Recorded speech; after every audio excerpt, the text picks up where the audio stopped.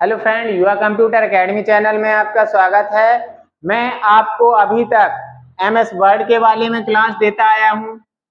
MS word के बारे में आज से मैं आपको एक क्लास टैली की भी दूंगा। किसकी दूंगा? टैली ईआरपी 9 की। ठीक, तो यदि आप मेरे चैनल में नए हैं तो चैनल को सब्सक्राइब कर लीजिए, जिससे कि आपको टैली का पूरा नॉलेज होगा। यदि आप टैली सीखना चाहते हैं तो टैली के वीडियो लगातार देखिए। तो यहाँ से स्टार्ट करते हैं आज हम टैली। तो टैली सबसे पहले आपको जानना ये जरूरी है कि टैली होता क्या है ना। तो टैली एक अकाउंटिंग सॉफ्टवेयर होता है। क्या होता है? अकाउंटिंग सॉफ्टवेयर, जिसकी खोज tally solution private limited company ने किया था। ठीक, और वो एक बहुराष्ट्रीय कंपनी होती है। कौन सी? बहुराष्ट्रीय कंपनी थी। ठीक, अब बात आती है कि सबसे पहले आपको अकाउंटिंग मालूम होना चाहिए कि अकाउंटिंग क्या होता है। अकाउंटिंग, ठीक, तो अकाउंटिंग क्या होता है यहाँ पे? अकाउंटिंग जैसे आप क्या करते हैं, कोई भी हिसाब किताब रखते हैं तो वो लिखित रखते हैं पेपर में, है ना।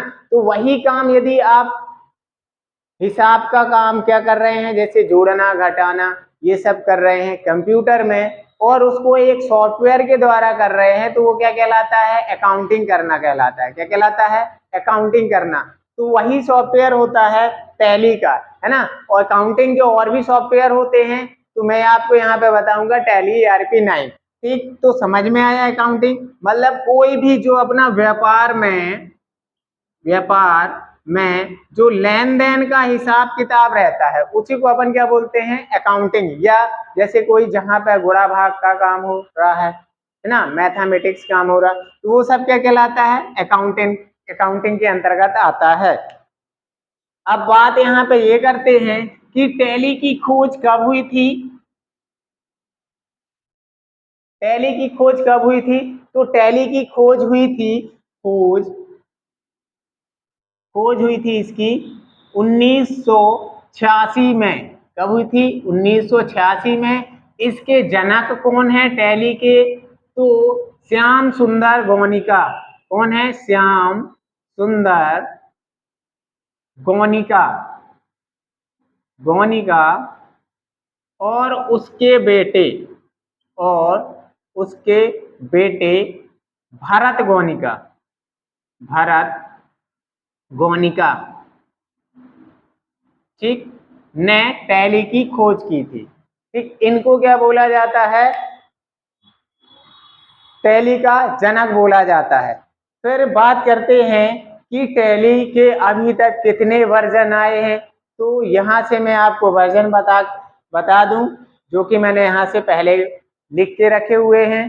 ठीक, तो आ जाते हैं वर्जन में। तो टैली का जो पहला वर्जन है वो था टैली 4.5। ठीक, जिसकी खोज कब हुई थी? सन 1990 में हुई थी। कब हुई थी? 1990 पे। और ये था MS डॉस पे आधारित था। किसमें था? MS डॉस पे आधारित था। ठीक है, फिर आया इसके बाद 5.4 का वर्जन, जो कि 1996 में रिलीज हुआ था। ठीक, इसमें क्या था? ये ग्राफिक इंटरफेस था। इंटरफेस, ठीक। फिर आया नेक्स्ट टैली 6.3, है ना। तो 6.3 आया था आपका 2001 में। कब आया था? 2001 में। ये विंडो आधारित था। जैसे ये MS डॉस पे आधारित था, ये किस में आधारित था? विंडो पे आधारित था। और इसके साथ था इसमें वेट जो टैक्स होता था, वेट टैक्स इसमें ऐड कर दिया गया था। ठीक है, और प्रिंटिंग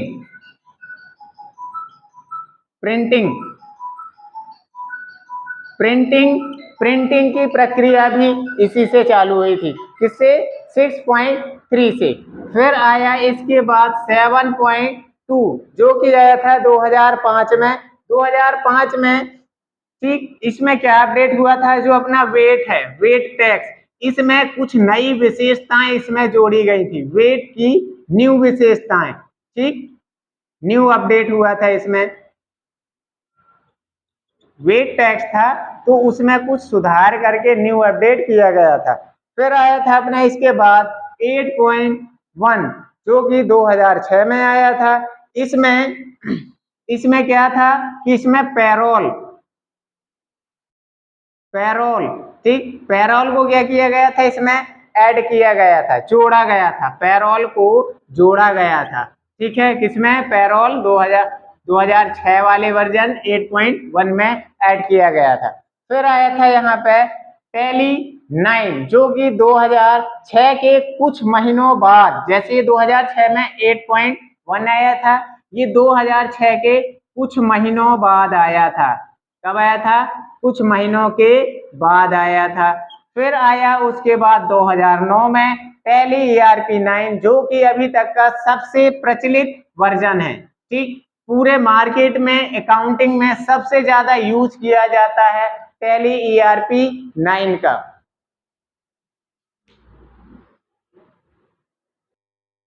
तो ये होते हैं टैली के वर्जन। अब बात करते हैं टैली का पूरा नाम क्या होता है। टैली का पूरा नाम, ठीक, तो टैली का फुल फॉर्म या पूरा नाम की बात करें तो यहाँ पे देखो टी का मतलब होता है ट्रांजैक्शन, फिर आ जाता है ए का मतलब होता है अलाउ, ठीक, फिर आ जाएगा एल लीनियर, एल का लाइन, यार्ड, वाई का यार्ड, ERP में ई का होता है इंटरप्राइज और आर का होता है रिसोर्स और आ जाएगा पी का प्लानिंग। ठीक, तो ये होता है टैली का पूरा नाम। इसके बाद में आपको नेक्स्ट वीडियो में टैली की कुछ डेफिनेशन बताऊंगा और आगे चलकर आपको लेजर के बारे में बताऊंगा, वाउचर, ग्रुप्स, ठीक, और अकाउंटिंग बुक के बारे में बताऊंगा। ठीक, तो यदि आप टैली पूरी तरह से सीखना चाहते हैं तो वीडियो को लगातार देखते रहिए। धन्यवाद।